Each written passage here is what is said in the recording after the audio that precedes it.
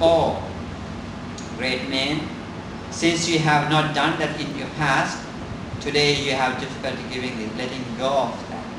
But be mindful and do it. So he encouraged. We do that too. Whenever we see our weakness, then I advise, you are doing the wrong thing at this moment, be mindful.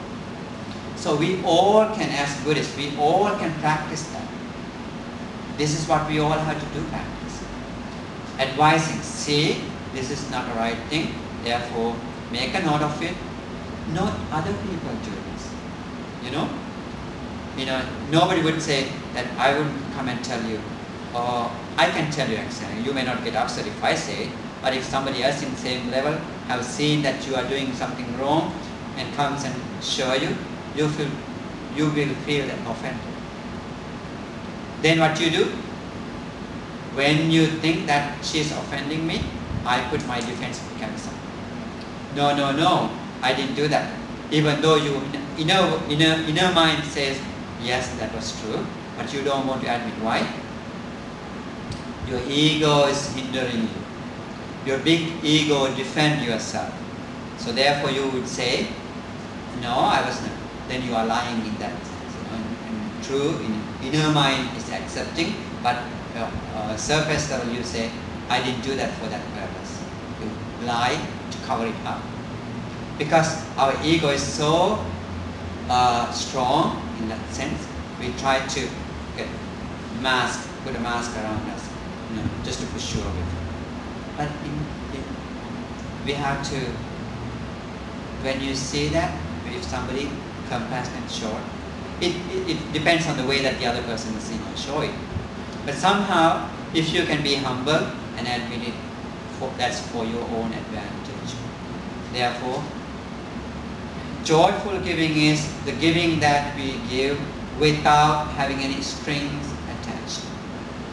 You are not giving anything for the other person to get certain things done. Definitely, we know that when you are offering to the monks, we do it with generous mind, with free mind. You are not expecting anything to get done from the monks. But still, you may have different wrong thoughts, because I want to attain, I want to be in heavenly bliss. Our desires say, I want better place than this. Or else you may be thinking, I wish for this, given by this power of this giving, may I have $1 million ringgit lottery won, right? If you think that way, that is not right giving. Because you are creating another life form for another circle.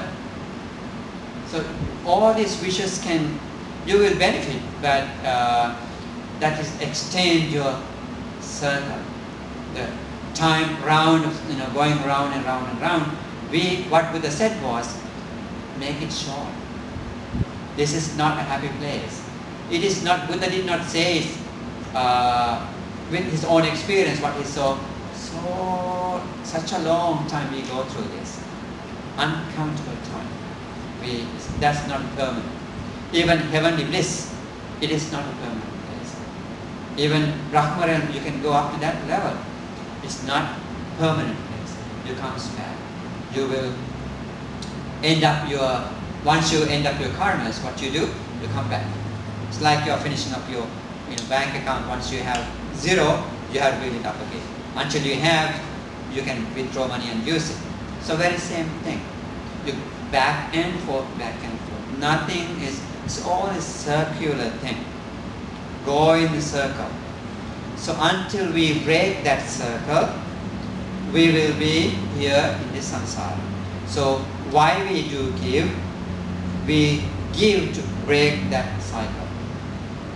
To break the cycle, we have to give with free mind, generous mind, without selflessly we have to give. Then only we can build that strength to break that cycle. There will be the end of the cycle and where we final attainment of realization of Nibbana. It's no place to attain but realizing. Free, Buddha said that ragakyo nirodho nibbana. If you eradicate raga, raga means your attachment, your craving, your desire, your defilement, that is the state of nibbana. To come to that, free giving, selfless giving is key. So therefore, we all have to practice that. Mindfulness is the key. When you are mindful and then practice come together, mind and action come together, you will be there. So we all be able to come to that level. So we all have to make that aspiration. May this good karma that we did, for us to eradicate all our negative karmas, negative and positive both karmas has to eradicate. All those are called defilements. Therefore, may we all have that strength to eradicate karma and attain realization of karma. Sadhu, sadhu, sadhu. So if you have any questions, anything, feel free to ask. We can discuss for a while. Dhamma discussion also good, positive part. Yes. Okay, sometimes I do material dana, but our material dana are very limited resource, and we have to somehow discriminate between one and the other. Is it wrong? You mean individuals that you give? Yeah, let's say I have say a small amount of money. Right.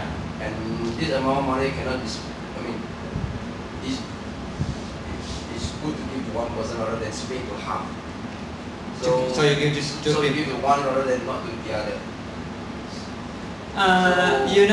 In the story of the Buddha, what he did in that kind of situation, how he did was in Bodhisattva, he shared it equally, without discriminating. Sometimes in our minds we may say, you may see the situation that really this person needs this, therefore you may do so.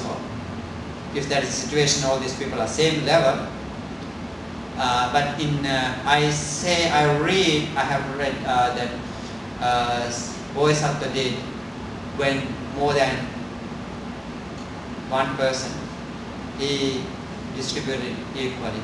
I've read, but you may not doing a bad thing if you have seen the situation. Really, the other person is need help, so you see that grave need of the person, so you took care of that. If you think that way, you are not doing any discrimination harm to the other person. No, we're not doing, but sometimes it's like poor people. There are so many poor people. That's very true. Our resources are so limited. So how do we want to say spread the resource to say 1,000 people or say 100? That is, we cannot do. So we may have to pick up say 2 or 3, and that's this you are deserving one. At least. And in that sense, we also like discriminate who are you going to select from that group. But on the other hand, it may be another way we can look at it. It's very difficult since you have difficulty, taking care of 1,000 people. At least you took, 1 or 2 people to take care of. Then we can look at those people in a different direction. Maybe they were the karmic who had, good karma for, as a recipient. No, but you did not do. But to us, we are not having a right frame of mind. I said to us, we are like discriminating. I mean, is it that this boy shall we select or we shall select the other boy? We are in a way like discriminating. But did you have any? We have no intention of it, but then we have to pick. We have to we have no choice but to pick. That is the situation. But when you look at it from your point of view, if you feel that I'm doing this is not right thing to do, that's good. Maybe it could come that way also, as a mask, hindering you from the good practice that you want to do. But on the other hand, you are not. It's not. For me, I don't see it as a wrongdoing. At least you do practice generosity. Maybe you cannot take care of 1,000 people. At least you pick up somebody. Closing your eyes, you didn't look at who needs it, but somebody among the group. Because resources is, suppose you have 100 ringgit, but 1,000 people are there. Who can benefit from? If you equally distribute, nobody can do anything with that penny or 10